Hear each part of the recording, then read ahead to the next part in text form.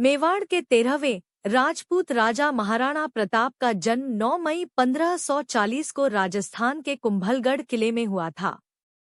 अपनी वीरता के लिए जाने जाने वाले उन्होंने मुगल विस्तार का विरोध किया और एक प्रतिष्ठित भारतीय नायक बने रहे।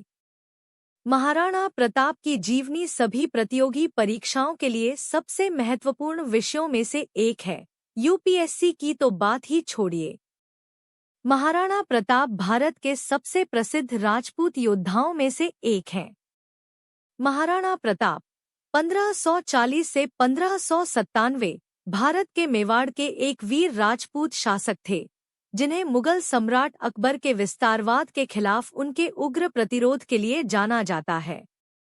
विपरीत परिस्थितियों में उनकी अदम्य भावना और कुशल सैन्य रणनीति पौराणिक बन गई, जो विदेशी वर्चस्व के प्रतिरोध और राजपूत गौरव और स्वतंत्रता को बनाए रखने का प्रतीक है। आइए महाराणा प्रताप की जीवनी पर एक नज़र डालते हैं, साथ ही महाराणा प्रताप के कद, परिवार, मृत्यु और तलवार से जुड़ी सभी जानकारियां भी। महाराणा प्रताप की लड़ाइयों और जयंती का विवरण भी दिया गया है। महाराणा प्रताप की जीवनी। मेवाड़ के योद्धा। भारतीय इतिहास के पन्नों में एक नाम वीरता, दृढ़ संकल्प और स्वतंत्रता के प्रति अटूट प्रतिबद्धता के प्रतीक के रूप में उभर कर आता है। महाराणा प्रताप प्रतिष्ठित सिसोदिया वंश में जन्मे राणा प्रताप को राजस्थान, खास तौर पर मेवाड़ के इतिहास में सबसे महान योद्धाओं और नेताओं में से एक माना जाता है। उनका जीवन और उनके कारनामे पीढ़ियों को प्रेरित करते रहेंगे, हमें लचीलापन और अपने विश्वास के लिए खड़े होने के महत्व की याद दिलाते रहेंगे। इस लेख में हम महाराणा प्रताप की जीवनी पर नजर डालेंगे। महाराणा प्रताप जन्म। मेवाड़ के 13वें राजपूत राजा महाराणा प्रताप का जन्म 9 मई 1540 को हुआ था। उनका जन्म कुंभलगढ़ किले में हुआ था, जो भारत के राजस्थान के वर्तमान राजसमंद जिले में स्थित है। महाराणा प्रताप को एक वीर योद्धा और 16वीं शताब्दी के दौरान भारत में मुगल साम्राज्य के विस्तार के खिलाफ प्रतिरोध के प्रतीक के रूप में याद किया जाता है। अपने राज्य और लोगों की रक्षा करने में उनके साहसी नेतृत्व और दृढ़ संकल्प ने उन्हें भारतीय इतिहास में एक प्रतिष्ठित व्यक्ति बना दिया है। बाद मेवाड़ के शासक बने कुंवर शक्ति सिंह। वे महाराणा प्रताप के एक और पुत्र थे, कुंवर वीर सिंह। वे भी महाराणा प्रताप के पुत्रों में से एक थे।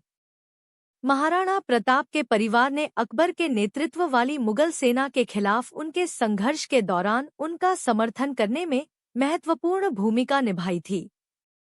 उनके सामूहिक प्रयासों और दृढ़ संकल्प ने महाराणा प्रताप को भारतीय इतिहास में सबसे प्रसिद्ध और सम्मानित राजपूत योद्धाओं में से एक के रूप में स्थापित किया। महाराणा प्रताप का संघर्ष पथ। आंतरिक अशांति पर विजय। मेवाड़ की गद्दी पर प्रताप का आरोहण उत्तराधिकार को लेकर विवादों से भरा रहा। महाराणा उदय सिंह द्वितीय की मृत्यु के बाद उनके सबसे बड़े बेटे जगमाल को शुरू में उत्तराधिकारी के रूप में ताज पहनाया गया। हालांकि उनकी अक्षमता और विश्वासघाती प्रवृत्ति के कारण उन्हें जल्द ही 1572 में मेवाड़ के असली राजा के रूप में प्रताप द्वारा प्रतिस्थापित कर दिया गया। इससे परिवार के भीतर विभाजन हो गया और प्रताप को अपने शासनकाल के शुरुआती वर्षों में कई आंतरिक चुनौतियों का सामना करना पड़ा। महाराणा प्रताप की लड़ाइयाँ। महाराणा प्रताप एक प्रसिद्ध राजपूत योद्धा और मेवाड़ के शासक थे, जो वर्तमान राजस्थान, भारत का एक क्षेत्र है। उन्हें शक्तिशाली मुगल साम्राज्य के खिलाफ अपने प्रतिरोध के लिए जाना जाता है, खासकर सम्राट अकबर के शासनकाल के दौरान। महाराणा प्रताप द्वारा लड़ी गई कुछ उल्लेखनीय लड़ाइयां इस प्रकार हैं। हल्दी घाटी का युद्ध।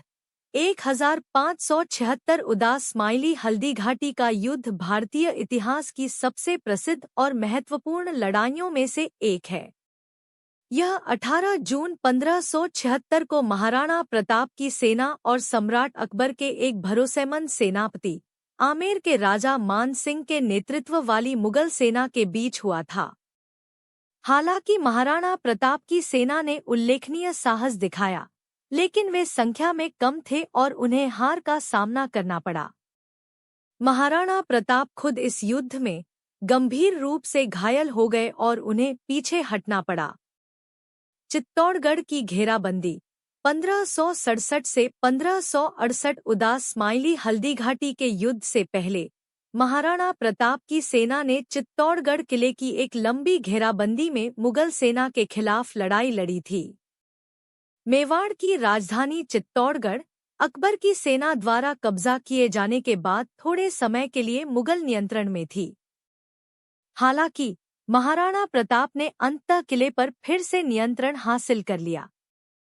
दिवेर का युद्ध 1582 उदास स्माइली हल्दीघाटी के युद्ध के बाद राणा प्रताप ने मुगलों के खिलाफ अपना गुरिल्ला युद्ध जारी रखा।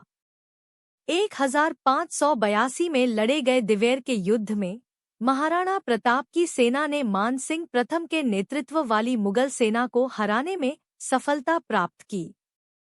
इस जीत ने राजपूत योद्धाओं का मनोबल बढ़ाया। गोगुंडा की लड़ाई 1576 से 1577 उदास स्माइली हल्दीघाटी की लड़ाई के बाद महाराणा प्रताप ने अपनी सेना को पुनर्गठित किया और मुगल कमांडर उदयपुर और उसके आसपास के इलाकों पर हमला किया। यह लड़ाई मेवाड़ के एक कस्बे गोगुंडा और उसके आसपास लड़ी गई थी। हालांकि यह निर्णायक जीत नहीं थी, लेकिन इसने मुगल प्रभुत्व का विरोध करने के महाराणा प्रताप के दृढ़ संकल्प को दर्शाया। रक्तलाई की लड़ाई 1587 उदास स्माइली अपने जीवन के अंतिम चरण में राणा प्रताप ने क्रमशः अकबर और मान सिंह प्रथम के नेतृत्व में मुगलों और आमेर साम्राज्य की संयुक्त सेनाओं का रक्तलाई की लड़ाई में सामना किया। महाराणा प्रताप इस लड़ाई में हार से बचने में सफल रहे, लेकिन कुल मिलाकर संघर्ष जारी रहा। महाराणा प्रताप के वनवास के वर्ष हल्दीघाटी के युद्ध के बाद राणा प्रताप को कई चुनौतियों का सामना करना पड़ा, जिसमें अपने ही राज्य से लंबे समय तक निर्वासन की अवधि भी शामिल थी। बीहड़ अरावली पहाड़ियों में रहते हुए और अभावों का सामना करते हुए उन्होंने मुगलों के खिलाफ अपना संघर्ष जारी रखा, आत्मसमर्पण करने से इनकार कर दिया और अपने सिद्धांतों से समझौता किया। इस कठिन दौर के दौरान स्वतंत्रता के लिए प्रताप की अथक खोज ने उन्हें अपने अनुयायियों से अपार सम्मान और वफादारी दिलाई। महाराणा प्रताप चित्तौड़गढ़ प्रतिरोध का प्रतीक। मेवाड़ की राजधानी चित्तौड़गढ़ महाराणा प्रताप के प्रतिरोध के इतिहास में एक विशेष स्थान रखती है। शहर की विद्रोही भावना और वीरता की पौराणिक कहानियां प्रताप और उनके अनुयायियों को उनके अंतिम लक्ष्य मुगल शासन से मुक्ति की निरंतर याद दिलाती रहीं। हालांकि प्रताप अपने जीवन काल में चित्तौड़गढ़ को पुनः प्राप्त नहीं कर सके, लेकिन उन्होंने यह सुनिश्चित किया कि यह विदेशी प्रभुत्व के खिलाफ मेवाड़ के प्रतिरोध की धड़कन बना रहे। महाराणा प्रताप की मृत्यु। महाराणा प्रताप भारत के इतिहास में एक प्रमुख ऐतिहासिक व्यक्ति थे, जिन्हें मुगल शासन का विरोध करने में उनके वीरतापूर्ण प्रयासों के लिए जाना जाता है। वे मेवाड़ के 13वें महाराणा शासक थे, जो वर्तमान राजस्थान भारत का एक क्षेत्र है। महाराणा प्रताप की मृत्यु 29 जनवरी 1597 को हुई थी। उनकी मृत्यु 56 वर्ष की आयु में राजस्थान के चावंड किले में हुई थी। अपने जीवन काल में महाराणा प्रताप ने अपने राज्य की स्वतंत्रता की रक्षा के लिए मुगल सम्राट अकबर और उसकी सेनाओं के खिलाफ कई लड़ाइयां लड़ी। उन्हें साहस, वीरता और विदेशी वर्चस्व के खिलाफ प्रतिरोध के प्रतीक के रूप में याद किया जाता है। महाराणा प्रताप की तलवार। राजा महाराणा प्रताप ने 25 किलो की तलवारें लहराईं, जो अब तक की सबसे भारी तलवारें हैं। इन उल्लेखनीय हथियारों को वर्तमान में उनकी सुरक्षा के लिए एक भारतीय संग्रहालय में संरक्षित किया गया है। इतिहासकारों का दावा है कि हल्दीघाटी के युद्ध के दौरान राजा महाराणा प्रताप ने इनका इस्तेमाल किया था, जहां उन्होंने मुगलों का सामना किया था। महाराणा प्रताप की तलवार के बारे में कई कहानियां और किंवदंतियां जुड़ी हुई हैं, लेकिन उनके पास किसी विशेष तलवार के बारे में कोई सत्यापित ऐतिहासिक साक्ष्य मौजूद नहीं है। हालांकि यह व्यापक रूप से माना जाता है कि उन्होंने अपनी लड़ाई के दौरान विभिन्न हथियारों का इस्तेमाल किया था। विशिष्ट ऐतिहासिक अभिलेखों के अभाव में बहुत से लोग राणा प्रताप को वीरता और देशभक्ति के प्रतीक के रूप में सराहते और सम्मान देते हैं। परिणामस्वरूप विभिन्न तलवारों और हथियारों को उनके नाम से जोड़ा गया है और महाराणा प्रताप की तलवार की प्रतिकृतियां या प्रतीकात्मक चित्रण तैयार किए गए हैं और उनकी स्मृति को समर्पित संग्रहालयों और स्मारकों में प्रदर्शित किए गए हैं। ये प्रतिकृतियां प्रकृति में अधिक प्रतीकात्मक हैं और अपने राज्य और लोगों के प्रति उनके साहस और समर्पण की याद दिलाती हैं। हालांकि महाराणा प्रताप की तलवार का सटीक विवरण अनिश्चित हो सकता है, लेकिन एक निडर और महान योद्धा के रूप में उनकी विरासत भारत और उसके बाहर की पीढ़ियों को प्रेरित करती रहती है। महाराणा प्रताप का घोड़ा चेतक।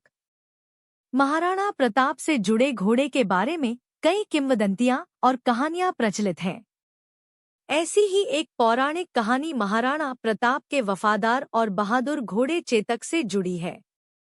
लोक कथा के अनुसार चेतक एक उल्लेखनीय और वफादार घोड़ा था जिसने राणा प्रताप के जीवन में महत्वपूर्ण भूमिका निभाई थी।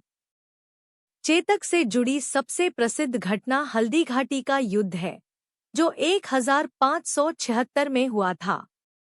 इस युद्ध के दौरान राणा प्रताप का सामना सम्राट अकबर के सेनापति मान सिंह के नेतृत्व वाली मुगल सेना से हुआ। इस भीषण युद्ध में चेतक महाराणा प्रताप के लिए एक महत्वपूर्ण सहयोगी साबित हुआ। युद्ध में चेतक ने असाधारण साहस और निष्ठा का परिचय देते हुए महाराणा प्रताप के साथ वीरतापूर्वक लड़ाई लड़ी। हालांकि युद्ध के दौरान चेतक गंभीर रूप से घायल हो गया था। अपने मालिक के लिए खतरे को भांपते हुए घोड़े ने आखिरी बार जबरदस्त प्रयास किया और महाराणा प्रताप को सुरक्षित निकालने के लिए एक बड़ी धारा को पार कर गया। अपने स्वामी की सुरक्षा सुनिश्चित करने के कुछ ही समय बाद चेतक की मृत्यु हो गई। महाराणा प्रताप अपने वफादार साथी को खोने से बहुत दुखी हुए और उन्होंने हल्दीघाटी में चेतक के सम्मान में एक स्मारक बनवाया, जिसे चेतक समाधि के नाम से जाना जाता है।